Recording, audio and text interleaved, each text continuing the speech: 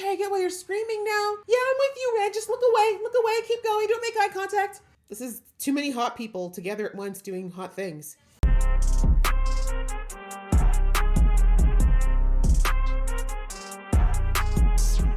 Hey guys, it's your girl Aisha, aka Geek XX Chic, and we are back with another reaction to The Wheel of Time. We're now on season 3, episode 4, which is called The Road to the Spear. So I'm excited to jump into this episode. As usual, this season has absolutely been bringing it. I've loved every second, and I can't believe that after this episode, we're actually halfway through. I'm not ready. Anyway. Previous episode, we followed Rand into the Aiel Waste. He got to know his peeps a little bit, and he discovered that things in the Aiel Waste are not peaceful. There is apparently a conflict going on there, and he also has to do this trial, which he hasn't done yet, but he's a little bit nervous, but I think he's ready to just kind of move forward. And as usual, the Aiel provided absolutely no information on this. We see that even Moiraine was trying to figure out what the point of the ritual was, and they were pretty quiet about it. And then we see that for Lan, he met one of his fellow, what do you call him, Valkyrie? I guess a subject of his. She recognized him and basically said, yeah, you know, you still have responsibility as a king. So I guess that's something for him to consider. And then with back at the tower, we see that Nynaeve and Elaine and their wonderful, what is it, Wonder Girls you guys call it? The Wonder Girls spy agency discovered that they need to get out of the tower and follow Liandrin, and they think that if they follow her, they'll figure out more about the artifacts and then the larger plot that they've got in place. And little do they know that not only is Liandrin actually there, but she's being followed currently by Moggy. We're gonna call her Moggy because I keep getting her name wrong. Who is we also know is stalking Nynaeve as well. So quite a bit of stuff going. Matt is with them, by the way, and also Min followed them as well. So I think that was it outside of some tower politics that happened with the arrival of Elida. I'm ready to jump into the episode. Let's do that. But just before I do, a reminder that if you'd like to be in the know of when I drop episodes, please go ahead and hit that subscribe button as well as that notification bell. All right, that out of the way, let's get into the episode right now. Moiraine in this hat. What are you thinking of? That last part. Nothing. It's the second time Lance tried to get him to talk about what he's thinking. He was a blade master, your father.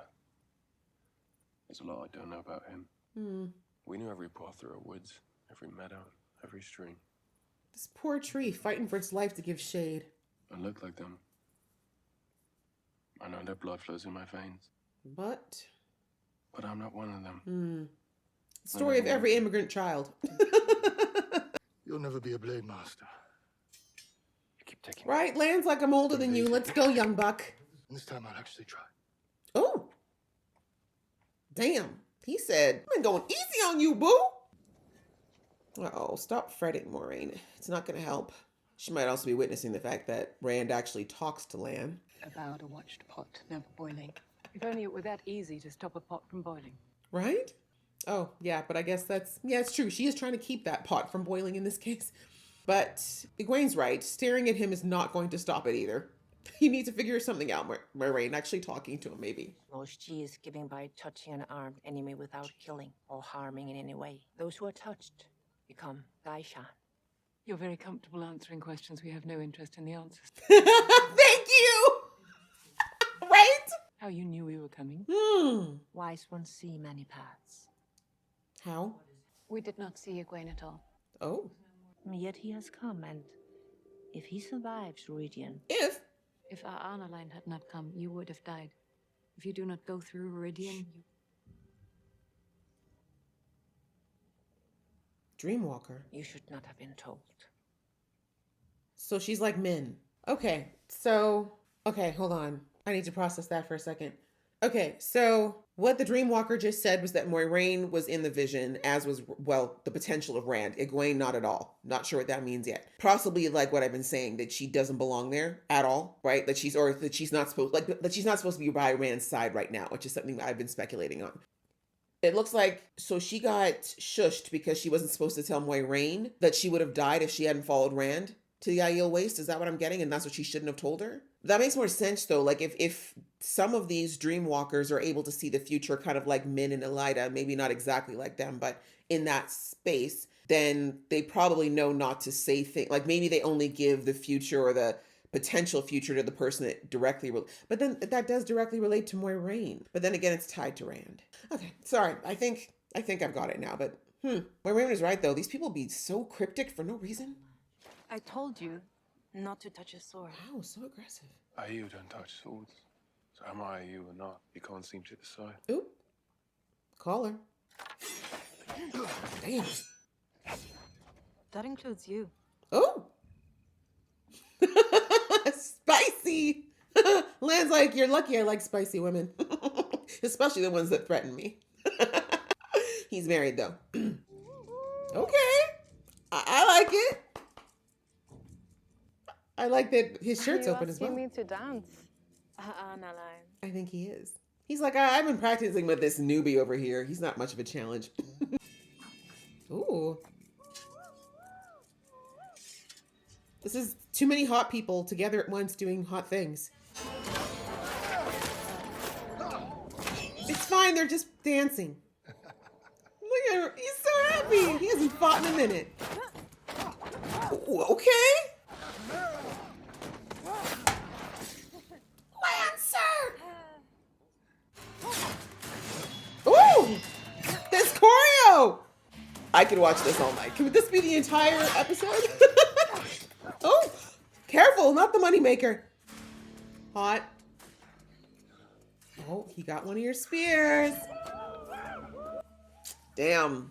It is time. For what? Stop this foolishness. No, it was entertaining. I do not want to be a wise one. Ooh, And instead you went across the dragon wall searching for the Karakan? because I do what I want. You cannot run from what you must be. I can. So that's why she's so hard on Rand. Saw a little of herself there, huh? Running from one's destiny or trying? She's like, do I have like all of them? Eventually, though, I learned my duty, She says with tears in her eyes. You regret it. my obligation to the people. You hate it. Well, it's a good thing she got that last fight in, I guess. In front of everyone? Y'all could have done this privately. Dressing her down in front of everybody. I mean, mixed company. Obviously, the Aiel knew this was coming. If you do not return, your belongings will be given to your family for remembrance. But you hold them as surely as you ever held a spear. They will see you through anything. You sure about that? She doesn't seem very sure about that. I'll be back before you reach the slopes of Giant Ire. That's the spirit. Hope you meant it. Rand's like, do I have to do all that too? Because I don't want to do all that. I want my sword. The wise ones tell me many men wait weeks on the slopes before they enter. Yeah, Rand's not really the kind of think before he acts kind of guy. I'm not them. This arrogance will get you. I know I have to go there. Is it arrogance or is it just get it over with before I make it so big in my mind I don't want to do it? You've never tried to help me, Moiraine. That's all True. I've ever done. Yeah, maybe you don't view it that way, but she's looking You at feel him. like you know all there is to know. Yes, he's a teenager. Tell me whatever I decide to do. You won't try to stop me. Just listen. I will do nothing to hinder you from fulfilling your destiny. That was not saying it plain. But I will not promise to watch while you lay your head on a chopping block. Both so stubborn. It's not good enough, Moiraine. Guess we're at an impasse for now. It's funny because they are so similar, and that's why they're butting heads so much. They are both very stubborn people, very determined people when they think they know what they're doing. I understand Moiraine's viewpoint a bit more because I'm older, and I know that when you're young, you think you know everything, and you so often know nothing at all, Jon Snow. But I also understand what it is to be young, and I understand that Rand you know, he's just got to go through life, right? This is his, well, first time through this life. So he's got to push through the way he wants. But I also think that Moiraine forgets that while, yes, her insight and her wisdom is valuable in a way that Rand doesn't seem to be fully grasping right now, she has to remember that it's not just Rand in there. I mean, maybe I'm misunderstanding it, but the way I'm picking up is that Luz is still trickling in there and probably influencing some of his gut feels about what he should be doing right now. So, and again, as we established last episode, Moiraine does not understand everything Rand is going through, not fully. She only understands the mechanics of it. So anyway, hopefully they can come to a compromise soon. They kind of need to. If all clan chiefs and wise ones go to Iridian, is there anything different for the Gara Khan? Good question. The very few that make it out alive. Every chief on the left arm. Oh, cool. He's like, I got a tat? Sweet. The Kara Karn, he who comes with the dawn, will be marked twice. Oh. That is how we will know him. Where's the first mark? Or does he get two? This place looks super welcoming. Is that mist just always there, or? Okay. The city in the clouds. Those are clouds. Shido. In this dryness? Okay, guys, can we battle later? We've got important things afoot. Okay, so they wear black in this heat. That hat, though. Hi. Damn, that could be your twin. Where's your husband, Savannah? Dead. Damn. My new husband, his son Muradin, has entered Ruidian. And he is there still. Yikes. And why have you come to Ruidian, Ruak? You've looked better. Ooh. I ask your leave to enter Iridian. That's Rand. He's ready to go. He's like, no more of this waiting crap. This man is no Aiel. It's death for him to be on this ground. My mother was a Period. Father, yes. But your mother. Do you wish to be a wise one, Kuladin? Put on a dress and come to me. I'll see if you could be trained. Ooh. He might look good in a dress. You should try it out. They're spicy. I like these little politics within the Aiel. I answer yes. Period. Oh! She got one power. You didn't know that, did you, Moiraine? Elaine did. Oh, yeah, I'm sorry. Egwene did, because she knew about the Dreamwalker thing. Ruidian will kill him. Maybe. We'll have to find out. Go back to your tents, Kuladin. AKA, go to bed, take a nap, have a snack. You too, Egwene. Oh, I'm going with him. no. If you ask, we will not allow it. It's not for you, hun. This isn't your path. Your paths do not align. Damn. Okay, so I was right about that. I Interesting. ask your leave to enter Ruidian. Alright. Oh! Wrinkle? You should not have been told. Does it make a difference that I've been told? Kind of. Those who move with too much knowledge of the future finds disaster, whether from complacency of what they think must come, or in the effort To change it. Yeah. Yes. Rand's like, I want to do it by myself. Oh my gosh. I was about to say, sorry, I gotta pause this because there's too much going on right now. I was gonna say though, that's a new piece of information about, because in the flashback we saw of Rand's mother, she was dressed like an Aiel. She looked like an Aiel. But now we're hearing it's his father that was the Aiel. So they knew who his dad, his real dad is. Plot think, I wonder if Rand picked up on that. I don't know. I'm trying to think of whether or not we've talked about this in previous seasons. Huh. Okay. Sorry, that just, okay. Moraine's a die. Step through anyone and you'll see your future laid before you again and again in variation. You will see 1,000 turns of the wheel. That's a lot. Some things that must be for you, and some that must not. Okay. So 3 rings, 3 arches. In the glass columns, you will walk the footsteps of your blood ancestors. Each step forward, a step backward through time. Sometimes dozens of years. So how come? To understand the blood in your veins. Okay, so he goes to the past, she goes to the future. If you have weapons, you can leave them here. They'll be waiting for you when you return. Moiraine's like, I am the weapon. If you return. Damn. Oh, damn, okay. Moiraine, oh, geez. Wow, okay. Rand's like, ma'am, I had no idea. Be gone from among the living. Oh. Ready? No. Yeah, exactly. I want to go home. Please. I want to go home to my daddy. Wow. I love the differences kind of between what happened with the arches at the tower and here with Ruidian. Very similar, yet obviously different. I wonder why. Is that I mean, I guess it's a book thing, so you don't have to tell me, but why they only get to see past and future, why they can't see everything, like how the arches let you see past, present, future. I mean, it's not a big deal, I guess, but see, I would have to drop my pride if I was Maureen. I'd be like, can we hold hands, Rand? I'm scared. Let's stay together, Kay. Even though we're supposed to go through separate rings. Fog. This dry fog. That's what I was about to say. How do you get fog in a place of the desert? Like, it shouldn't have the moisture for it. It's as if I can see threads of the one power. That would make Then more they're sense. gone. Can Rand see them too? That gate does not say welcome. Yet less creepy than that city from season 1 that's cursed.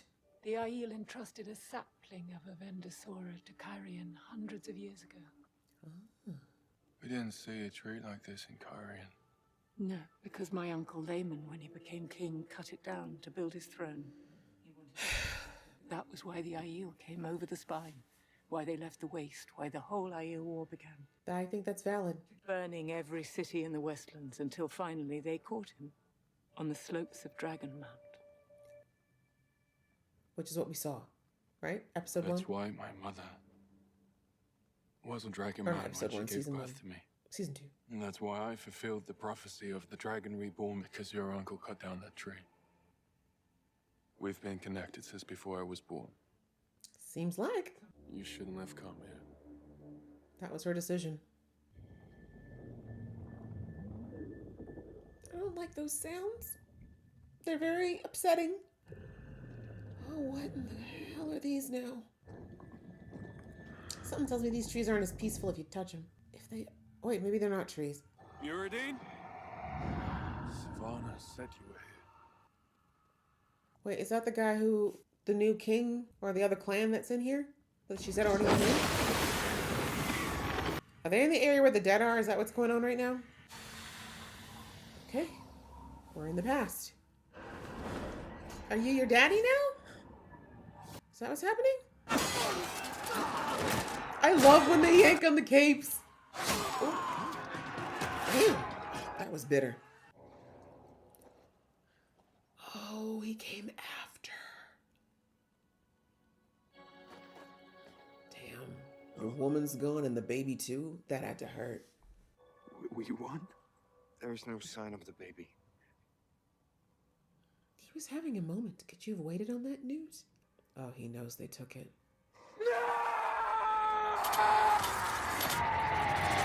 Ooh. Feeling that pain would have been visceral. Ooh. Okay. It's like that in here. My father. Each step forward, a step to the center. Okay, so that's the most recent. Okay, let's see what else we learn. Okay, we need chapstick in this world. Wise ones can't weave some... Okay.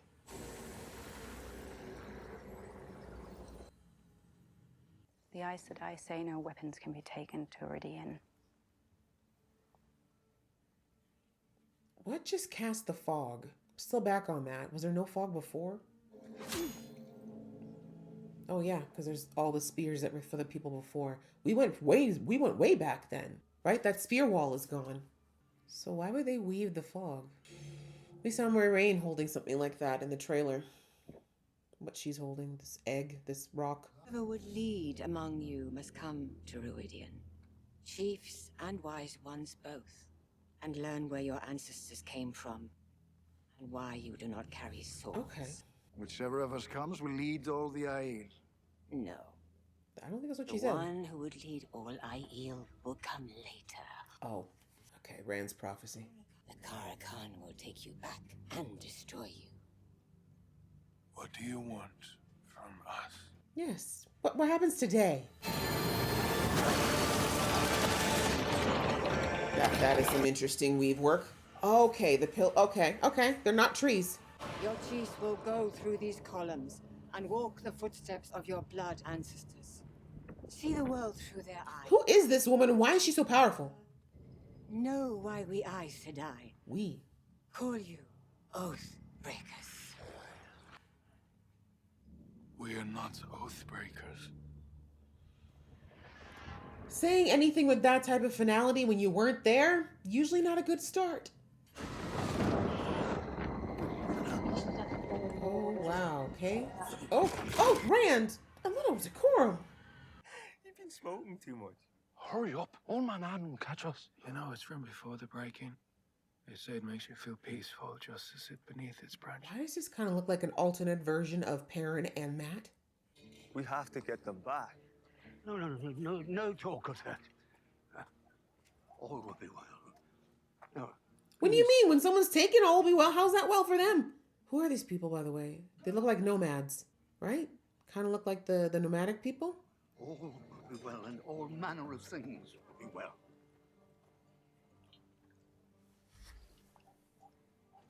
So we're just okay with people being snatched? With women being snatched? I'm confused. We'll wait until night, sneak in and get them back. No violence. All incarnations of Rand do not listen, huh? I don't disagree with this one, though, because why are we just letting them go? I guess we'll find out more of why they chose to be hands-off about that. But I do remember the caravan people said that they don't do violence. They just kind of keep their hands up about that kind of stuff. But this feels a bit more personal. The girls are on the right side of the fire. You got that kind of eyesight in the dark? Keep your dust veils up so they don't see your faces. Dust veils. So are they... They look different than what we see now, but... Okay. So many questions. You gonna screw like your sister? Or you people just... Now everyone's awake. Was that the best way to charge in? That could have been so stealth.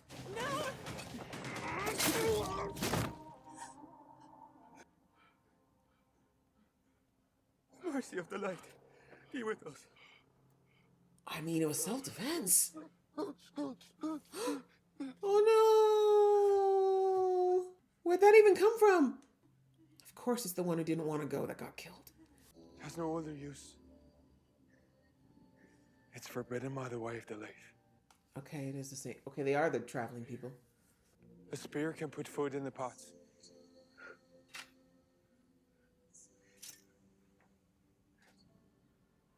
So they made the rule about the swords?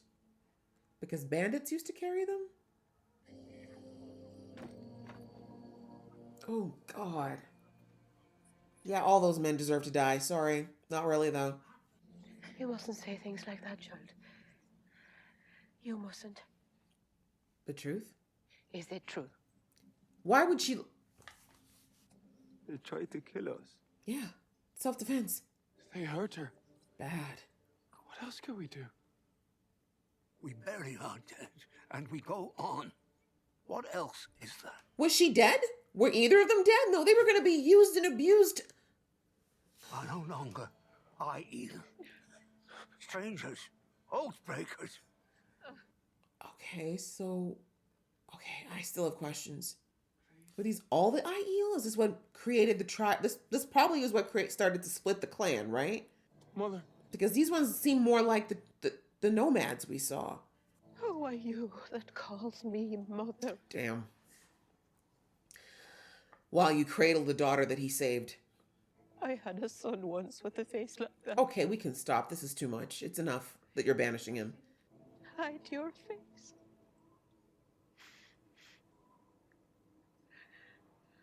I don't think he wants to. He doesn't regret it. And I feel him on that. Wow. Mom. And your own sister's like, thanks, but deuces. I mean, I get it at this point. It feels like there's nothing left for them, right? Protect them. They can't do violence. We can. So I wonder which... But they all carry spears now, so... Just wondering, like, which clan this turned into? Clearly they found other people.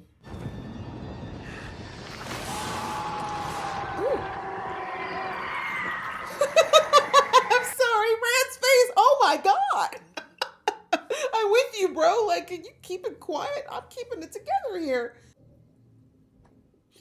Can she weave in here? Because they didn't say she couldn't weave in here. They just said she can bring weapons. I wonder what happens if she calls to the one power in here. I also noticed she's not seeming to want... She doesn't seem to want to go into her...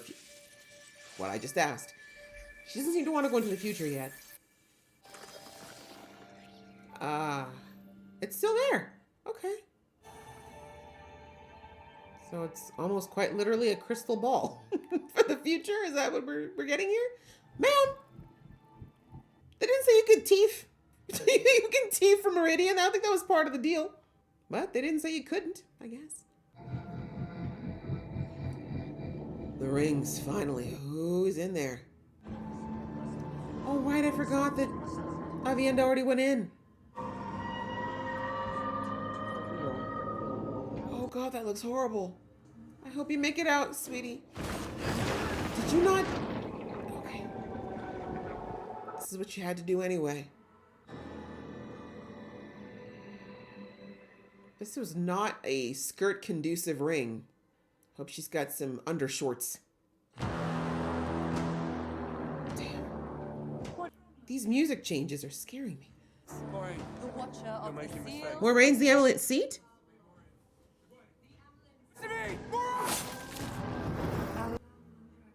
Release you from your bond. Why? And why would he agree to it? This is dizzying. How? How can he be a warder? No, not Lynn. Why? Who did it? Oh my God, no, this is going to, I'm sorry guys. I don't usually pause, but this is going by way too fast. Okay. So he's screaming for Moiraine, who puts him out. I think that's Lanfear, because that's a woman's laugh. Okay. Rand dead. She kills Rand. I swear myself to you. Who are the... That was in the Two Rivers, right? Girl, how'd you get so dusty? You've been in here for 2 minutes. Okay, I get why you're screaming now. Yeah, I'm with you, Red. Just look away. Look away. Keep going. Don't make eye contact. My boy. Where's Mummy and Da? My boy. Probably over there. The Aes Sedai have killed the last man who can channel. The earth is settling. We'll find someplace safe, someplace where we can sing the songs of harvest again. Who are these people? Don't leave. You can come with us, Arden. So another split? Yeah, he's gonna stay with Gramps. I won't break my oath.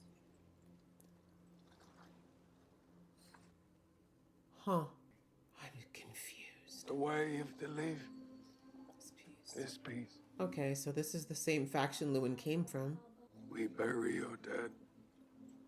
Move on. And we go on. So... What else is there? I was saying they all have spears now. Is this what happened? Is basically eventually they all decided to carry spears?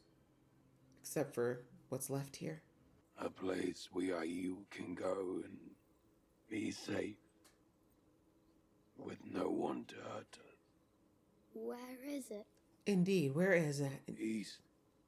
Okay, that's general. Toward the dawn. Still across the spine. Oh, a little better. Looking at them makes me thirsty. So dry. Damn. Y'all don't have beasts of burden out here? I don't think you're gonna make it very far, Gramps. Oh, these boots be shiny. The lace is crisp. Huh. Why does it look like the future? Actually, no, wait. This kind of looks like how Luz Theron's time looked. Now that I think about it. It's been a minute since I watched that episode. When she was young. Okay.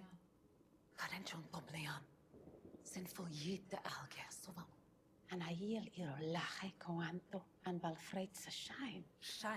Okay. So this is when they gifted in the tree? Soldarein sen hayatsu shaigria. Vinlok vel damir in sedai. Ortu na yabo shatan elan filietta. Lanfear was Aes Sedai. That makes so much sense. Danilevaka dadao fonai. Sagata sa jayan da tumasenya. Tota at the orba. Where no one can harm you. Not the braid at the back. He's a Padawan too? Ihre begrabt, Aes Sedai.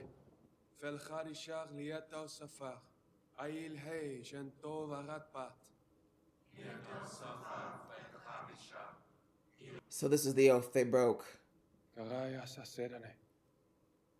This is why. Okay. The oath went back this far? Okay, so they took this, buried it in what's now Ridian. Way of the Leaf was the way they went. Obviously, things happened, things deteriorated, and then they broke their oaths and carried weapons.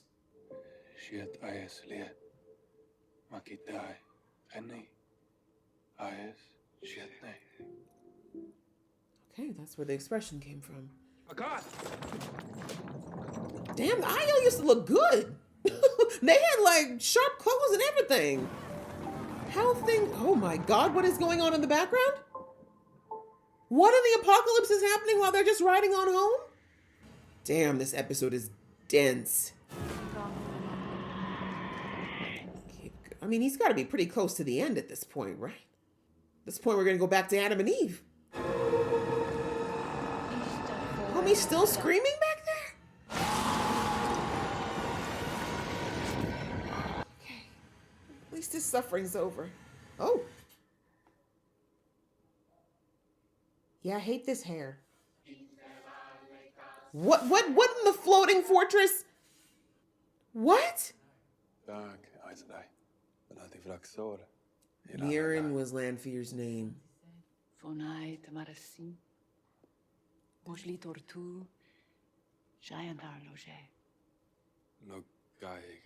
Indeed. What is it over there? What are you looking for?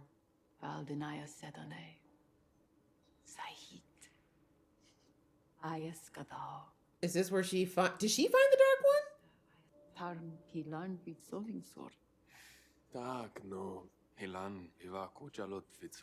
Yeah, man said, let me do some hard work. Labor ain't hurt nobody. Too lazy. That's what your issue is, Lanfear. Mirrodin, whatever your name is.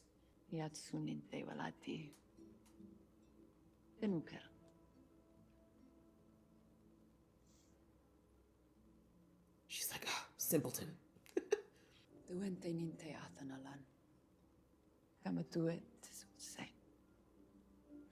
Okay, so this must be after Luce dumped her. Wow, this is where they used to live? Don't look like a wasteland to me. So, did that weird demonic storm we saw last scene cause the waste?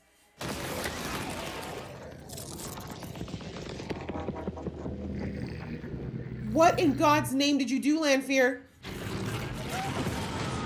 Is that not a dimensional tear? I don't know what else to call it.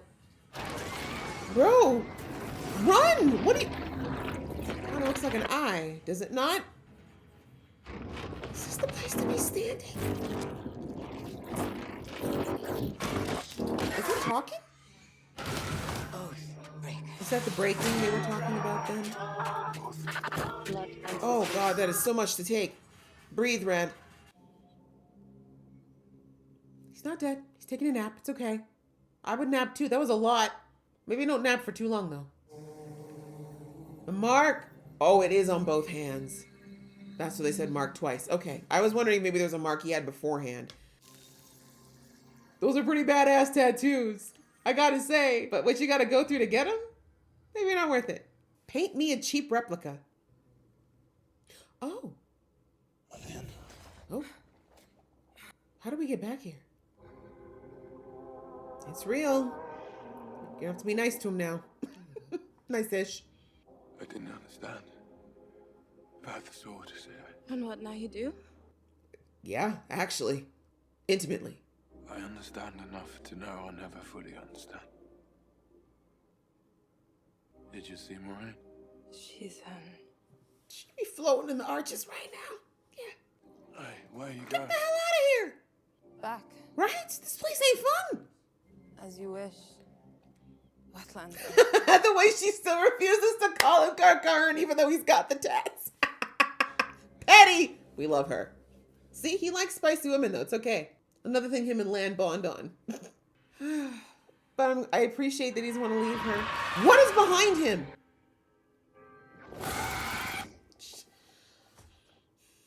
I've had it with this episode. You can't fight us all, Moraine.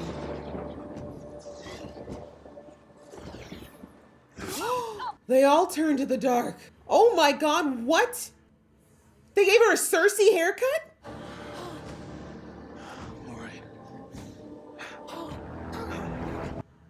Moiraine?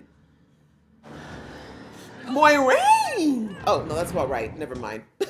Yeah, Lanfear would choke you out for that. Lanfear and Power taking you out more than once. Again? Lanfear. Oh my god, she slept with him in one timeline. You're killing her this many times, that's enough. Can we go back to the less brutal deaths? No? Oh my god, Lanfear, we get it. All that says to me is that she needs to kill Lanfear. Is that not what I'm getting? That's what I'm getting. Is that what you're getting? No? How ridiculous is it, though, that Moiraine's going through all that while Rand is taking a peaceful nap on a tree? Oh my gosh, Lan probably can feel all of this. It's been 7 days. Oh my god! We should go in after them. And do what? It's not your journey, girl. They wanted us. Yeah. To stay. They told you this is not for you, Egwene. I'm sorry, I feel it, but no. You gotta trust them. Also a part of loving someone, having to trust them sometimes when they gotta do without you. Yeah, you can feel it. Oh, man. I was thinking maybe she should have turned it off before she went in, their connection, but he would have not wanted that, so. Oh, we had the posters, the trailer. This is the worst way to carry someone, by the way, Rand. You should do the fireman carry, but damn, they must need water. 7 days, no water? That is a magical place.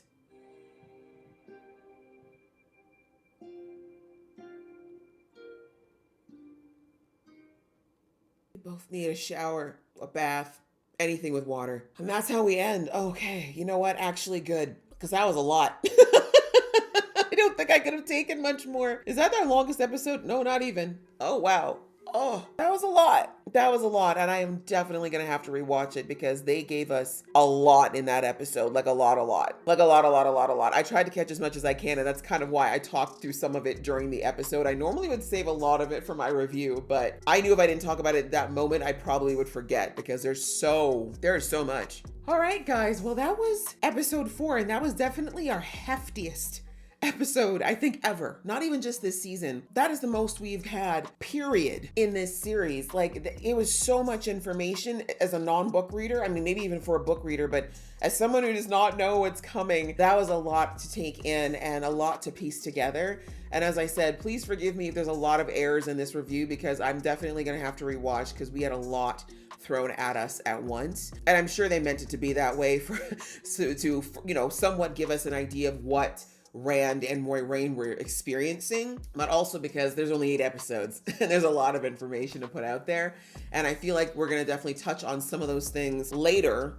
But I think as far as, you know, the past, that was so helpful for putting a lot of things together as far as how the world got to where it is now. Because since episode 1, we've gotten pieces of the history of this world, right? It's very much been fragmented pieces that have been filled in, I say mostly by Moiraine, but you know, a little bit from here, a little bit from there. It really has been more pieced together based on the character we were following and how the information made sense to explain to them or expose at that point. But this kind of gave us a ton of world building lore at once to kind of fill in a lot of the gaps that we've basically had since season 1. And I appreciate it on the one hand, but as I said, it's a lot to digest in one episode. So definitely one made for a rewatch. And I feel like, yeah, the show just said, you know what, we'll let them rewatch it and put it together. Instead of us trying to, you know, really kind of break this down and stretch it out, which we don't have the time for, we're just going to let them rewatch and figure out what they can. Obviously, there's still going to be some gaps for me, but I'm going to take what I can from this. So we'll start at the beginning of the episode because that was kind of the shortest part. And we focused solely on Rand and his group this episode, which thank goodness, because I don't think I would have had it in my brain to handle what was going on with anybody else right now.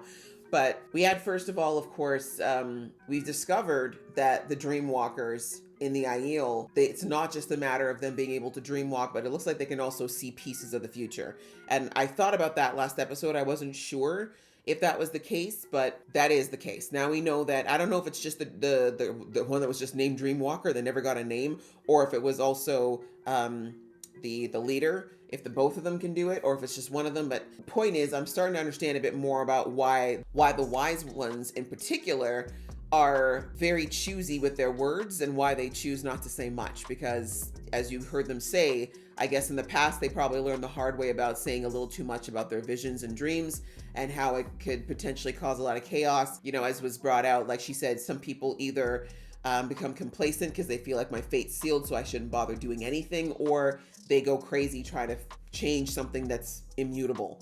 So I get now why they kind of have this Yoda speak of only dropping little pieces here and there. But we see that in that conversation that Moiraine and Egwene have with them, basically, you know, because I mean, Moiraine, of course, deduces that they must be able to see something in the future. And basically they let them know that Egwene was not in the visions at all that they've had so far where Rand is concerned. However, they did see Moiraine, and I think they also foresaw that she was going to go in the Arches. And of course, they let the little tidbit drop that also that she may not come out of the Arches. And so that's kind of where Moiraine was like, "Ooh, wait, what?" You know, I mean, and again, I have to rewatch to see whether or not the other Dreamwalker said that Moiraine does die, or if she just says she may not come out of the Arches. I can't remember, but it's something of those things. But either way, death is potentially implicated, and we see that really perks Moiraine's eye. And then as soon as she says that, the older one was like, whoa, like, you're saying too much. This is why we don't talk. This is why we don't speak in complete sentences. So anyway, outside of that little tidbit that of course is what I think sets Moiraine on the path of going into the Arches. I mean, I think she was thinking of doing it anyways because she didn't want to leave Rand alone, but I think that cemented her decision. But on the other side, we find out that Egwene is not even in the vision with Rand at all. Now, of course, this doesn't mean that there's nothing to do with Rand or that she has no connection with him at all, but it's reinforcing what I said last episode, right? That Egwene's path does not lie with Rand, despite the fact that she thinks it does right now. Right now, she's obviously hyper protective of him. She has gone through her own trauma, which has made her kind of want to, really cling on to things that matter to her. And I think that that's what really drove her more so to wanting to be by Rand's side when this all started. But we got to remember back in episode 1, Egwene intrinsically knew that her path was not with Rand, at least not in a romantic way, for certain, right? And the fact that she's kind of being pulled into this old pattern, I feel like is a little bit of her own self-catharsis to deal with the fact that so much of her life was disrupted last season and she came so close to dying and also just went through these horrifying things. So I feel like this wanting to protect Rand and wanting to be with him and to go back to something that was stable and familiar and comfortable from back in season 1 before all this started is kind of what's kind of keeping her grounded a bit, with, of course, the PTSD she's experiencing, which is being fueled by Lanfear going through her dreams and just being an absolute menace. So anyway, point is, she now has reinforcement. I mean, it kind of happened from Lanfear, from all that stuff she did with in the inn, but now she's gotten reinforcement from the Aiel that she really doesn't belong beside Rand. This is not her journey. She's got her own stuff she needs to do, and she kind of needs to stop hiding behind using Rand's journey and the danger he's in as a reason to kind of keep herself from doing those things. And so I think we've all been guilty of that, right? All of us have had a version of head in the sand syndrome. And for her, this, Rand is her head in the sand at the moment. But yeah, I think that she's going to figure out pretty quickly. And I think Rand is probably going to be the one to tell her pretty quickly that as much as he'd love to have her there, this is not the place for her to be. But I think she needs to stick around at least long enough we saw that the elder Dreamwalker is going to teach, she's going to teach Egwene how to push people out of her dreams. What she did, someone brought out in my comments, which I didn't really think of, is that Egwene actually they brought out what I'd missed in the last episode, which is where the old one said, when I met you in the dream, it looked like you were running from something. And then someone in my comments brought out the fact that Egwene broke herself out of what Lanfear was doing. So Egwene intrinsically already has the power to do it, I guess is my point. She just has to learn how to do it on command and not just do it out of a sheer defense mechanism sort of thing. So anyway, I do think she's going to stick around with the Aiel at least until that happens.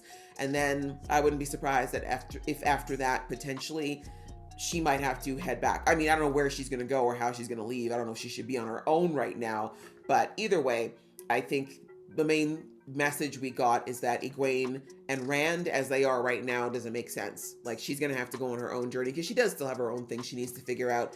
Even though she's become much more proficient with her powers, with, you know, the very unfortunate and wrong training that came out of being from her soldam, she still has a lot to learn. There's still so much she needs to learn and hone and perfect and get better at, because she still, despite how much better she's gotten, is no match for Lanfear or any of the other ones at this point. So anyway, that was kind of from that conversation. And then we had that wonderful fight scene between Lan and Avienda. I kind of loved that. I'm not gonna lie, that was fun. I'm kind of sad we may not get any more, but anyway, that was really cool to see. I mean, we haven't seen Lan go up against an Aiel, but I think it's a good idea for him to make sure he's able to hold his own, because things might get spicy when Rand has to do what he's got to do. But anyways, that was a really cool scene.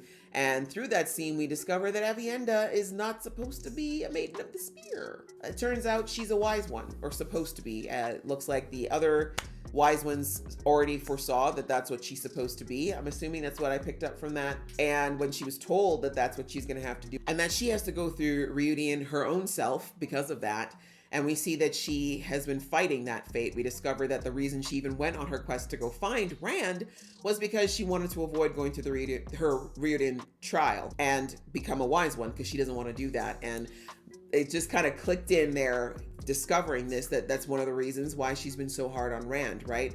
From the beginning of this season particularly, everyone's been calling out that Avienda has been especially spicy towards Rand, that she just doesn't give him any chances. She's always rolling her eyes. She's judging him harshly. And while Rand deserves a small modicum of that, to be fair, it did seem like she had a personal grudge.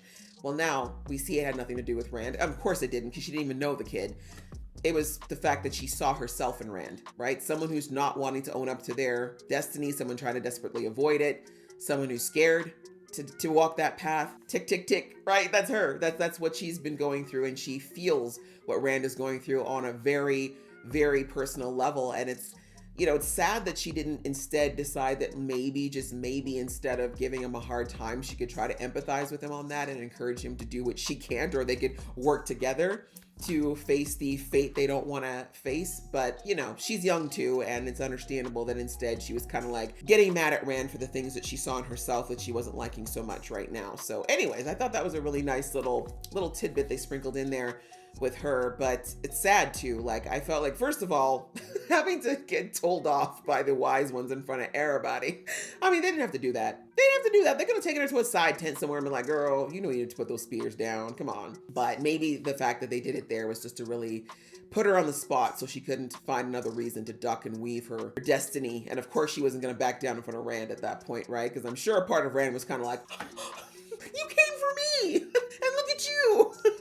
So she kind of had to, at that point, she had to buck up and actually do what needed to be done. But it was sad, you know, I felt for her, the tears, the crying, you know, the weeping for what she wants to be, for what she thought her path could be, for taking on a responsibility she doesn't really want, but, you know, is apparently the one she has to have. So I do wonder whether or not it's something that later on she could decide not to do. But I guess if they've already foreseen it, my guess is she must have some type of, I'm not clear yet if all the wise ones have access to the one power or not. My guess is yes. And that's what makes them wise ones. But either way, if that's the case, then that means Avienda might be able to weave as well.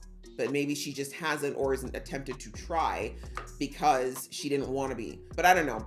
It's interesting because it does seem like Moiraine, because, you know, in season 1, it felt like Moiraine could sense people who had access or potentially had access to the one power. But she seemed surprised when the older wise one used the weave to stop the guy from the Shido. So I don't know if it's because she didn't know or because she wasn't sure how good she was with it. I don't know, because my guess is that I get the sense that people who are tower trained assume that anybody else who hasn't been tower trained is not that good at using weaves, and that's just not smart. But actually, no, they wouldn't do that because the Shan Chan, they're not tower trained, but they still know how. But it looks like it all filters from the same place. So anyways, I'll come back to that. Either way, I am curious as to whether or not Avienda can weave. That's basically what all that little detour was all about. But anyway, so that's one thing we learned about Avienda. She went and she said, okay, I'm going to go do my trial. I'm going to do it right away. Let me just get it over with since I've been avoiding it. And so that kind of reinforced to us Rand's situation. So I guess we can jump into Rand. Yeah, I guess we can. We can jump into Rand. It all kind of flows together. So with Rand, we see that he is having a hard time focusing on the sword fighting even, and him and Lan have a really nice moment early in the episode. I enjoyed that because it kind of reinforces what he said about how Lan just kind of quietly listens to him and lets him vent and say what he needs to say, and then kind of just offers a little bit of gentle guidance and then, you know, gets back into it. And we see Moiraine is watching Rand, and it's very interesting because, you know, I thought it was funny that Egwene was like, oh, you know, watch pot never boils. And she's like, I'm trying to keep it from boiling. What do you mean, girl? Like, I'm watching, trying to figure out if I can figure out this kid so I can figure out how to, I mean, let's face it, effectively control him. But I'm hoping that she's taking points from Lan, I should say. In that Lan, the reason why Rand can open up to Lan and talk about like how he was raised and talk about how he feels some type of way about the fact that he knows nothing really about his father or the man that his father was, and that he has no idea about his people. Like the Aiel are supposed to be his people, and he still has no idea who they are. The reason he can do that with Lan is because Lan just listens, right? As the trend is going right now, he listens and he doesn't judge, right? He just kind of lets him say what he needs to say and then kind of offers a bit of input when necessary. But for the most part, he really just lets Rand say what he needs to say. So I'm hoping that at some point, Moiraine will start to get to that point of recognizing that sometimes she just needs to let Rand talk and let him say what he needs to say and just listen and not just put out the plan that she thinks is necessary for him to follow. And interestingly, later on, we see that Moiraine kind of comes up and, you know, after their conversation in the last episode or the episode before where she said that, you know, where Rand went to her and was like, you can't keep ignoring me. She comes to him and she's like, tell me what your plan is. I know you're up to something. You're thinking about something. Tell me what's on your mind so I can basically tell you it's wrong. And Rand basically is like, no, I will open up to you when you tell me that you're not going to either tell me what I'm saying is stupid, try to stop me, or what was the other thing? Something else Moiraine does. And he's like, you promised me all those things and say it plainly because I know that you are crafty with your vows or with your oaths. And basically he's like, if you do that, I'll tell you what's on my mind. I'll let you know what my plan is. And she basically is like, listen here, little boy. She said, listen here. I will never interfere with your destiny because that's literally what I swore to. However, there's no way in hell that I'm just going to sit back and let you go and do something that's going to ruin this whole thing. If I think you're going to do something that's going to basically send us into an eternity of darkness, I'm definitely going to stop you, kind of thing. And so anyways, in the end, Rand is basically like, I want to do the trial and I want to do it sooner than later. And she's like, well, tell me what your plan is when you get in there so we can work together. And he's like, no, because I feel like whatever I tell you, you're not going to listen to me. So unfortunately, they're still butting heads because they are both very similar and very stubborn. And yeah, they do need to come to a compromise. Like Rand has to try in some way to understand that Moiraine, like the fact that he says you don't want to help me. And she's like, that's all I've ever done. I'm like, this fundamental misunderstanding between the two of them needs to get cleared up and quickly. But it's really because the way that Moiraine shows concern, I think that's been kind of emphasized since season 1, is that she's very forceful and she does try to she tries to put everything in a way that she can control, and that is so type A personality, right? Anyone who's ever known a type A personality knows that that's how they feel safe and that's how they understand the world, is by trying to control every aspect of it, even though it's impossible to do that. And that's Moiraine, right? She feels like she has to kind of have everything in a certain way and go a certain way for her to feel okay with it. And she's got to recognize that that doesn't always translate to other people as love.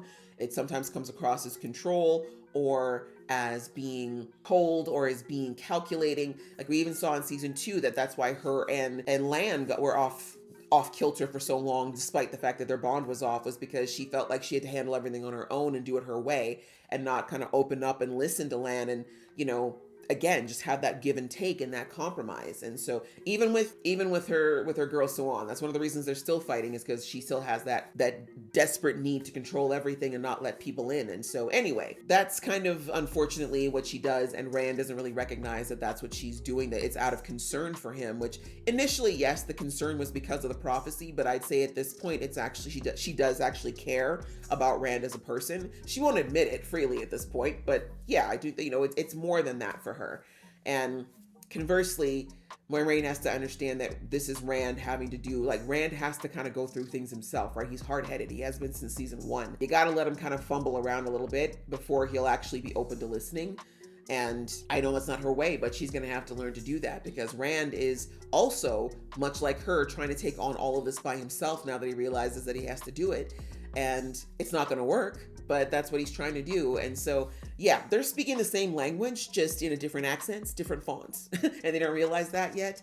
And so hopefully they'll figure it out soon and recognize that there is a mutual goal that they're trying to achieve, and there is mutual care and respect. They just need to figure out the best way to express it to each other so they understand it, so they can work together, because they need to work together going forward regardless, right? As we discover in the Arches later on, their fates have been tied for a long time. So anyways, that was kind of an interesting moment, but Rand has decided he wants to do the trial sooner than later, and I don't blame him. Like, the more he keeps not hearing about this trial, the more fear-inducing it is, right? Seeing that Avienda, who I'm sure at that point he probably thought was one of the baddest asses he's ever met, she's scared to go to the Viridian trial, right? So I get why he's like, yeah, I don't know. If I keep sitting here and thinking about this, I'm going to overthink myself to the point where I'm not going to want to do it. So I'm just going to do it. Like, just push me in, throw me in, coach. I got to do it one way or another. Just throw me in. And it sounds like he couldn't have really prepared anyways, right? Like, he just has to experience it. So anyway, that drives us to actually going and doing the trial. And we learn a little bit more about the Aiel, about how all of their leaders and all of their wise ones have to go through this trial. We find out that the main reason is because even though they all have to go to Ruidian, not all of them go through the same trial. Sorry, that's what I should have clarified that. They all have to go to Ruidian, but they don't all take the same trial. So for example, the leaders don't have to go through the Arches, right? They actually just have to go, it looks like, to the crystallized place and do whatever they need to do. Whereas Rand has to go through the past. And then we saw that for the wise ones, and well, in this case, Moiraine, I guess she would effectively be a wise one in their community though if she was Aiel. But anyway, they go through the Arches, right? So all that to say that it's different, but they all have to go to this very heavily magicked place. And so that's a little bit of lore. One of the many, many pieces of lore we got this episode. And we get there, we get to the Arches, we meet the Shido, which were mentioned in the last episode, which is another clan of the Aiel. And the only thing I'm seeing that's really different thus far is that they have a slightly different clothing. Looks like they're dressed in black. They're a wise one at a much different, I don't know is she a wise one? She's either a wise one or a leader. I'm not sure, but either way, she had a very fancy headdress, which I'm pretty sure indicates her rank or where she is in their society. And we discover that her husband, who I guess was the former leader, has passed, and his son, who she now married, which a lot of cultures do that, he's now doing his trial of Viridian to see whether or not he will be the next leader. And we see it looks like another young man was there, and they said if he doesn't make it out, the new husband doesn't make it out, then he'll go in and I guess he'll marry her and so on and so forth, I guess, until they run out of people. So while they're there, basically it looks like, no, she's not a wise one. She can't be a wise one, right? Because we heard the wise ones from the other tribe say that, oh no, they denied that guy. They said, you need to ask us if you can go do the trials, actually, if he doesn't come out, because you should be asking a wise one and we can do it. There's two of us. So, okay, interesting. Now that I'm rethinking that, okay, so they need wise ones to bless the entry into the Arches or into the Ruidian. And that's probably because of something they might see in their dreams as to whether or not that person can go, maybe? I don't know. But either way, interesting that it didn't matter which tribe it is, you need the wise ones to okay the Ruidian passage. And it looks like for the person, maybe that's why he didn't make it. They must not have asked for the blessing before they sent him in. Oh, maybe that's why she even asked where their leader was, is because they already knew he was dead. More things to think about. Anyway, so they get there, and while they're there, Rand just takes his opportunity and says, let me go in right now. And of course we see Moiraine is like, I thought we were gonna talk about this. But he's like, nah, like I'm here. I don't want to do this walk again. Let me in. And so she's like, yeah, okay, go. You need to do it anyway. And then we see that Moiraine says that she wants to go. And of course, Lan is kind of ticked about this. Rand, sorry, because he thinks it's because she wants to babysit him. But she's like, no, I have my reasons for going. Because he wasn't there for the conversation that she'd had with the other wise ones. But anyway, they're like, yep, you can go, right? And of course, we see that I think she asked Moiraine, like, are you going because of what we told you? And Moiraine's like, I'm going, like, regardless. So she gets permitted to go. Rand gets permitted to go. Lan knows he can't go, and he accepts that even though he doesn't want to. But we see that our girl Egwene's like, well, I'm going too, because Rand. And they're like, nah, maybe you missed what we said in the tent. You're not supposed to be here. You don't even go here. Why are you here? Your invitation, not here, not in the mail, was never sent. Anyway, poor girl. But yeah, so then they go away. Trial starts. Interesting that we see the Spears are told to leave all their weapons behind out of respect. And of course, Rand has to leave his sword, and we find out Moiraine just keeps up just a whole litany of daggers on her body at any given time, which, you know, I gotta respect. I like that. I like that she doesn't rely solely on the weaves, because sometimes you ain't got time. Anyhow, so, and the look he gave her was just priceless. But anyhow, so that's what they do. They go in and they talk about the fact that the city has got weaves all over it. The first thing I noticed is that they said it was the city in fog, and I'm like, how's there fog in the desert? Like, fog literally is mist. We're in the desert. There is not enough moisture in the air to make fog. So yeah, turns out it is laced with weaves, and you know, Moiraine's able to see that. I don't know if Rand can. He didn't mention it, but I'm guessing he can't because it was made by a woman, we discover later on. And we're told also that Rand is only, he's like, you're gonna keep walking through the glass. That's right, they did say through the glass, and that's what those were. Here I am. See, I forgot even in the episode, because I was like, are these trees? It was glass, which they said. Anyway, they said that Rand's journey, go through the glass, and you're gonna go into the past. Every step is going into the past, but it could be 1 year, it could be 10 years, it could be 100 years. But either way, every step you take is gonna take you further in the past. For Moiraine, she used to go straight to the rings, and she's gonna see the future, 1,000 futures, many of them all at once kind of thing. So that was their job. They go in together, and they see this tree, the tree of life, which is probably has been mentioned in the past, but I probably forgot about it. But it's one of the oldest trees, 3,000 years old, which is right around the time that Lews Therin disappeared. So interesting that that number keeps coming up. And then we get the history from Moiraine about what happened with her family, what happened with the tree, the fact that there were 2 trees that were like this, sapling that was sent to where the wetlands, I guess you could say, for safekeeping, and also as a promise that there would be peace between the Aiel and also on the other side. But unfortunately, that tree does not exist, because we see that Rand was in Kyron in season 2, and he's like, there was no tree there. What you talking about? And it's because her uncle cut down the tree. And I know they definitely referred to this last season about that, what kicked off the Aiel Wars, and that was her uncle cutting down this tree, which was a gift. And when that happened, basically, she's like, to make a throne too, for such a trivial reason. And so, of course, that high disrespect that kicked off the Aiel crossing the spine, coming over and basically hunting down her uncle and eventually killing him. And basically that's what brought them to Dragonmount, and the fact that the whole Dragonmount, Aiel being on Dragonmount, that's how his mom got there, and that's how Rand got born on Dragonmount. And then basically all that to say that, yo, our families have been intertwined for a long time. So anyway, that was kind of some nice ways to tie up that lore. I got a little bit of that from the comments a couple seasons ago, but it was still nice to hear her talk through it and have more of those pieces put in together, especially seeing the tree. It definitely helped it solidify in my mind. Anyways, interesting that Rand said when he touched the tree, he felt peace. And so, you know, considering what the tree meant, I thought that was very interesting.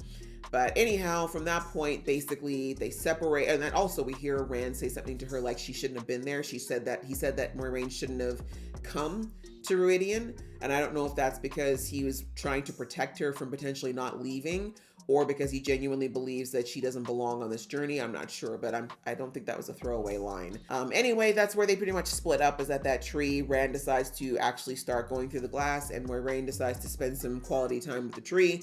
And she steals one of these, this little crystal ball. I think I have to rewatch and see what that ball is, because they never really described it, but we know that Latra, who I think was the big, grand, high, what do you even call her? I guess what would be the equivalent of the Amlin Seat today? But either way, she was crazy powerful, obviously. Anyways, we see that she used that in order to imbue the Ruidian with all that magic that we see now. So whatever that thing is, I think it's pretty powerful. But Moiraine was like, well, I'm just gonna pocket this. This is shiny. I like it. Turn it into a big necklace. I don't know. She just felt like she should take it.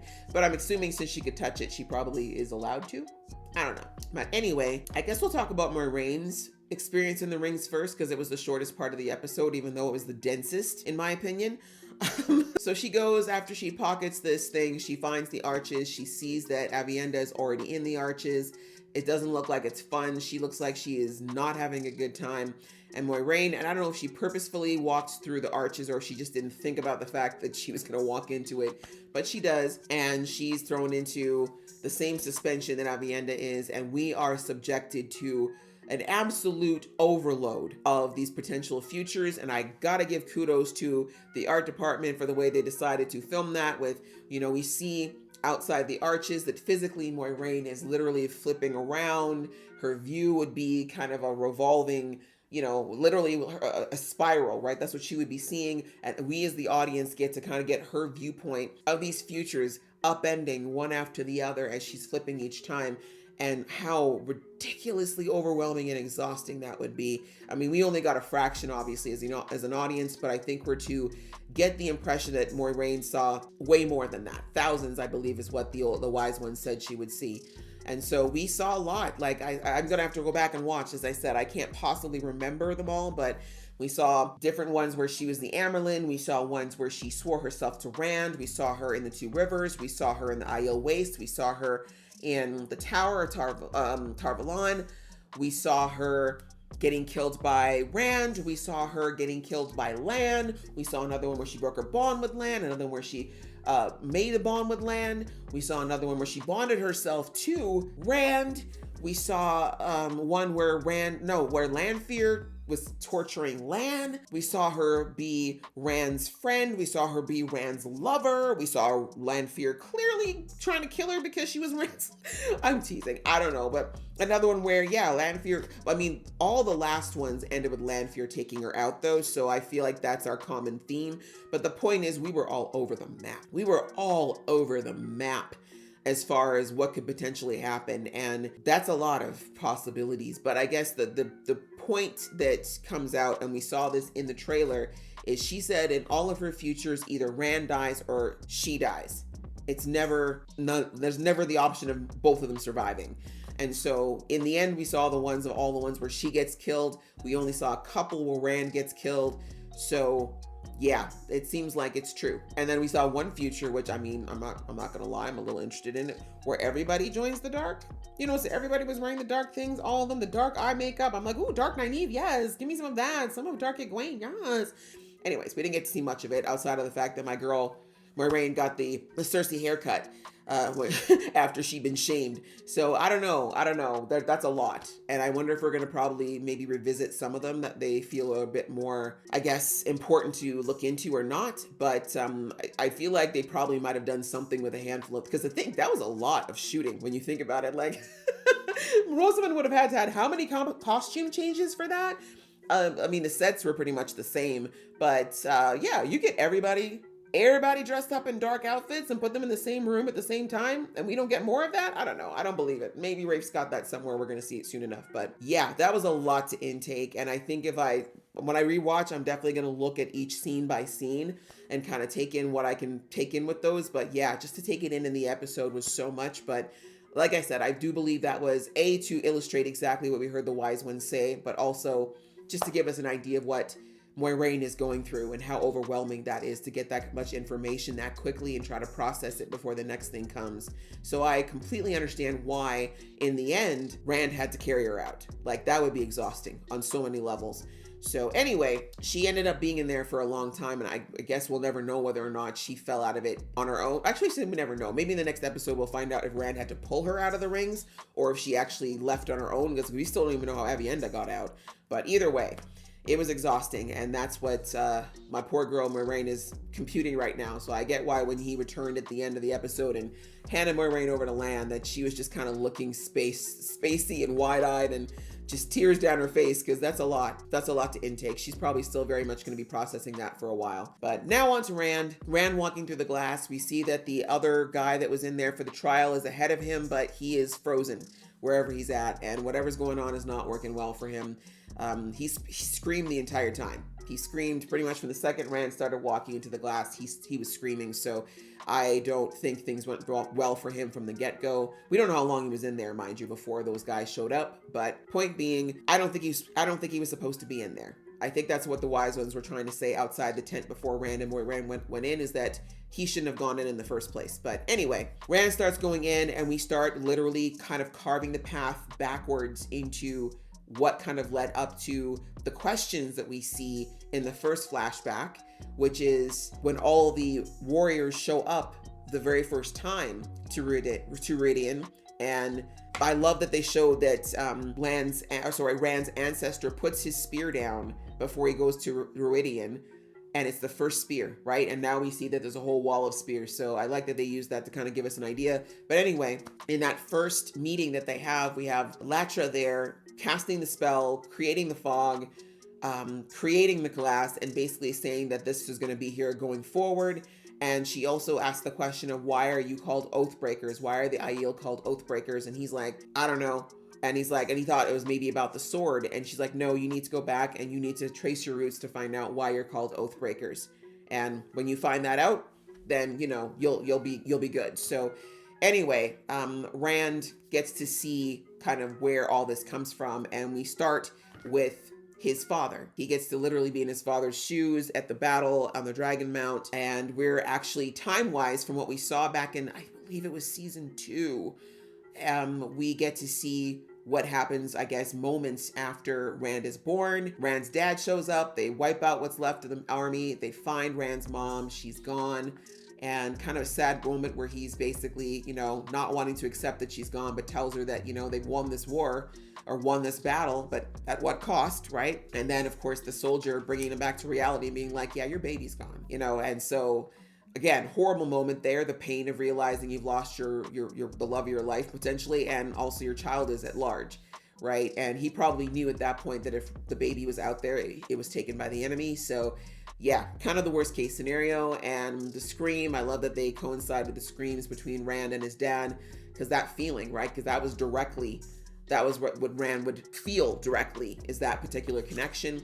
And then him getting upset and, you know, pushing forward when he's like, my mom, like, who wants to see their mother like that, right? No one wants to go back and see their mom in that position. But yeah, seeing his mom, knowing that what his dad went through, he keeps pushing forward. And then we get into, oh gosh, I'm not gonna remember all this, guys. There were so many scenes. I'm not gonna lie to you, I can't remember all the scenes in the past, but I'll talk about the things that kind of made an impression on me. I think the next scene that really made an impression on me was the Aiel, seeing what basically the Aiel were. We were introduced to the Travelers back in season 1, like those are the ones who sheltered and protected Egwene and Perrin for that short time. And I didn't realize they were Aiel. I don't remember them saying that they were Aiel back then, but we find out now that that's the way Aiel were, that they were, the way of the leaf was what they did. Peaceful, we do no harm, pacifists, right? That was them. And that was the way of all Aiel, I guess, at that point, which apparently there was not a ton of them at that point. But then we see there was a situation where, unfortunately, because of their peaceful nature, there were people who took advantage of that. And they kidnapped 2 girls, and the way of the Aiel at that point was, well, that's just too bad, right? It's a tragedy, but we bury them if they die and we move on. That's what we do. And we see that Luwin, who is that particular ancestor, was like, we got 2 hands, we're capable. Why? No, that's my sister. Like, I can't just let her be taken. We should go do something about it. So they go against what they were taught and what their way is. And they find the bandits, and I mean, sorry, I understand, you know, the oath thing, but I can't fault them for that. Like, I saw someone beating up on my family like that, and I mean, they just showed the physical abuse, but I'm pretty sure there was more. Yeah, no, they gotta go. I'm not leaving them to that fate.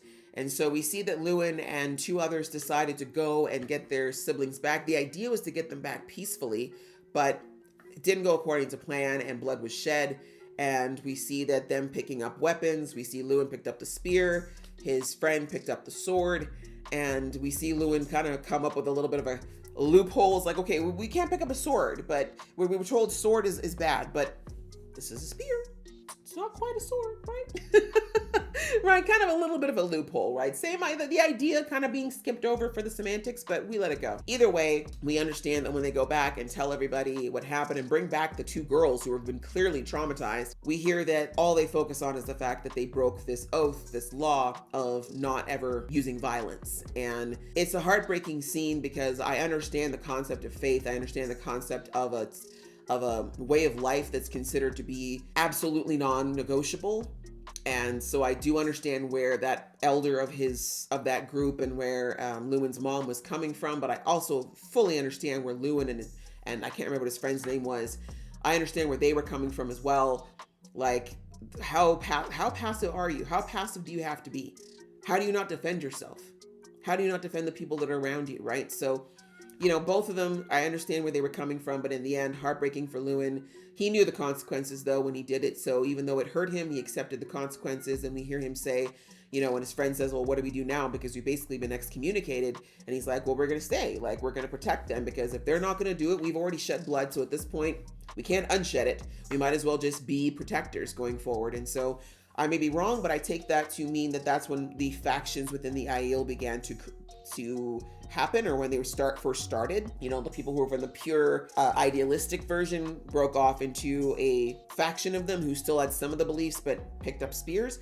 I could be wrong.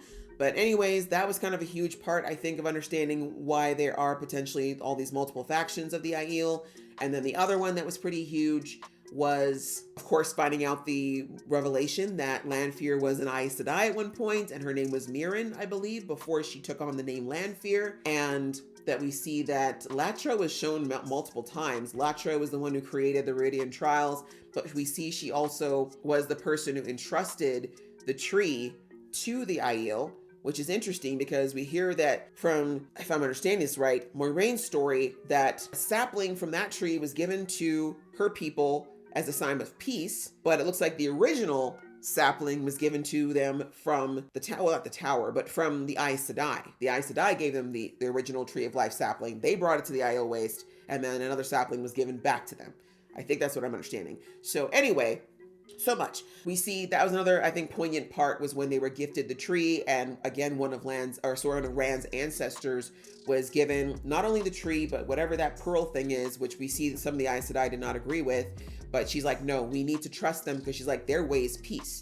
Their way is peace at all costs. And that's what we need right now, because at this point, I believe that the war against the Dark One had already started. We don't know exactly how far in we were at this point, but it had happened. And so she was like, this is what we need. We need peace going forward now that we've gotten rid of all the male channelers, which we find out about later on. Or maybe they were still in the process of taking out all the male channelers at this point. But either way, they were gifted the tree, gifted this pearl thing. And she's like, you're going to swear an oath right here and now that you're going to maintain this way of peace going forward. You will not pick up weapons. You will not kill. You will not go that way. Promise me right now. And at that time, they had no reason not to make that oath, because that was their way. They were like, yeah, okay, sure, we'll do that. You guys helped us out. You guys are protecting us from the Dark One and all this stuff. So yeah, sure. So I believe this is the oath that was taken, and that's how long ago it happened, and why the fact that the Aiel carry spears at all at this point is considered oath breaking. And like, really, it looked like the only people who weren't oath breakers were the travelers that were still alive now. Although it looks like they're not all Aiel anymore. But anyway, so yeah, another poignant point in history of where the oath breaking came from and why the oath was made in the first place, right? So, and again, as I said, it looks like all kinds of havoc was happening outside of wherever they were when they received that tree and decided to go back. But the other thing that also hit me about all these flashbacks was the look, the feel, the world, right? Everything we've seen since season 1, this world we're in looks very much like, I would say, reminiscent of, oh God, maybe 13th, 14th century Europe, right? Like no fancy accoutrements. The clothes are very primitive. We're still using beasts of burden for most things, horseback riding, no technology as we would know it today. Very primitive, right? Everything is very primitive. We see in these flashbacks, the further back we go, the nicer things are. Which is usually not the way of human history, right? In the past, we're seeing where the Aes Sedai was looking real sharp, modern, smooth, shoes with laces. Not just boots anymore, shoes with shiny laces and rubber soles, huh? Right? Like, point is, we're in the future. Lanfear was in a floating orb, which I don't think was being held up by the One Power, but I could be wrong. Point being, they were ahead. They were really far ahead, and clearly at the breaking, I'm assuming that's where everything got reset. So that was great to see. And I believe that was brought up at some point, but it was very well visualized here of the fact that they were doing really, really well. And this explains so much of why Lanfear and Ishi last season were acting the way they were, about like the way they kept looking down on everybody and complaining, and also the costuming. I didn't say it in the episode, but it came to me that Lanfear's clothing in all of her, whenever she's in her dream realm or whenever she makes up her stuff, is always so different than what we see people wearing. And it makes sense. She's actually dressing from the past. Because I was always thinking it's kind of futuristic. Even remember the outfit of last season when she had Rand all tied up in their BDSM fantasy, and she had them knee-high boots with I said, that does not look like something you'd see around here. Well, that's because they used to have them. Now I get it. I'm like, she's dressing for from the past, but the future. So anyway, very nice touches there. Eye-opening for me to see how far ahead they were and how far advanced they were. At least in the Aes Sedai society, we see that the Aiel were still pretty primitive, and that brings us to that conversation between Meriden and, again, one of Rand's ancestors, and her saying that, you know what I'm doing, and this is actually pretty huge, is that the story we've been told thus far as viewers is that the reason why the Dark Ones did what they did was because they wanted power, right? They wanted power, and they made this pact with the Dark One because power is all they wanted. But we never got the reason behind the power. It kind of was just like, oh, they wanted power for power's sake. But here we discover that that's not why Mirrodin wanted. It's not why she wanted power. She wanted it because she thought it was unfair that only some people could access the one power and do crazy things with it. And I mean, obviously Lews Therin was crazy powerful. And like your Latras, right? Not everybody had access to the one power like that. And she was saying if more of us had access to it, you guys wouldn't be here manually, plowing your fields. You'd be able to do this, like she said, with a thought. You'd be able to just get all this done and chill. And then we saw, of course, Rand's ancestor was like, there's nothing wrong with doing some hard labor, girl. Like, it's okay. Not all of us are made for soft life. Some of us actually want to get out there and get our hands dirty, and it makes you feel good to feel like you've accomplished these things. But either way, the point was, I think that Mirrodin actually had altruistic reasons for why she sought this power or sought access to being able to release this power, because it didn't sound like she wanted it all for herself. She wanted to spread it to everyone. She wanted everyone to have the same access to everything. And that's a very noble goal. Really, it's the egalitarianism of it all is amazing. But obviously somewhere in the middle, I guess once they tapped into that source, that's where things went sideways, right? I guess Lews might have potentially figured out that this source was not all it was cracked up to be, or maybe at that time Lanfear was too eager and didn't care about the cost of getting this power to, again, for the reason of spreading it. But I guess maybe in her mind she got skewed with, okay, if I got to sign a contract with the devil to get it, maybe it's worth it. I don't know. Those are the kind of the details we still don't have and will probably hopefully come out later. But yeah, it was just interesting to find out that Lanfear's initial reasoning was not rooted in selfishness. So that was kind of a nice thing to find out. And give us a little, and it actually would explain more of why Lews fell in love with her in the first place. Because I was like, if Lanfear's always been like this, why would he fall in love with her unless he was just a freakadeek? But I get it now. Like, at one point, she seemed to have much more noble aspirations, I guess. And then obviously a lot of things happened and she kind of devolved into what we see now. But anyways, that was kind of the things that I saw in the past. And then, of course, the moment of the breaking, which apparently Rand's ancestor witnessed. I witnessed. Those were all really poignant parts of all of his journey that kind of came through to me. And so, yeah, again, this was a lot for Rand to digest as well. I understand why he passed out for a few minutes in the middle, but I think it helped, I think it kind of summed up when he went to he saw Avienda and he found her later on. And he said, yeah, I understand about the swords now. And she's like, what do you understand? She's like, I understand that I don't understand enough. He's like, I understand enough to know why you said what you said, but I also know that there's so much more stuff that I'm not going to get, and it's never going to be easy to understand. And so I kind of just took that to say that Rand now has a better rounded understanding of how we got here, why his part's important to play to a degree, because he still doesn't exactly know his role, but at least he understands more of what led up to exactly where they are now. He understands now why the Aiel have had the lives that they had, why they've been shunned by the Aes Sedai, why they're called Oathbreakers, and he also understands the whole idea around why they made the vow not to pick up the sword, even though they got quite literal with that, but also understands the fact that them completely being defenseless makes no sense either. So yeah, my guy got a lot, and I think he's got the knowledge. He still doesn't have the experience, but at least he has more of the knowledge now, and I think that's going to be helpful for him, especially because, as the Wise Ones brought out, he can't unify what is necessary of the Aiel, like the people who are going to remain. He's not going to be able to unify them without that knowledge, right? Because that's the issue. right now, is that so many of them don't know the clear history of why they're Oathbreakers, why they split apart in factions, why they're fighting each other. Also, that memory of Jolani, I think it was, and his grandson, another faction break where some of them are like, yeah, we're going to go towards the spine. And he's like, no, we need to keep our ways. So there's just been a lot of splinters and choices, and that happens obviously over time. But yes, there's just been a lot of micro decisions and changes that have gotten the Aiel to where they are today. And also, like I said, their relationship with the Aes Sedai and the rest of the world. So Brand really needs to know at least a good broad stroke of that history to be able to speak to the inevitable objections he's going to receive when he tries to unite these people.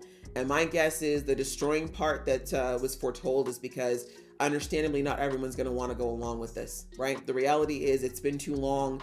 Some of these new factions have made their own way. They have belief systems just as deeply as the others do. And yeah, not all of them are going to want to willingly unite. A lot of them are not going to be okay with it. A lot of them are going to have bad blood because they've been feuding, right? Some of them never going to forgive that kind of stuff. And so, yeah, it's going to probably come down to Rand having to forcefully either get some people to come in line or exit this plane in order to make this happen. But yeah, that was really interesting to learn and very good to learn.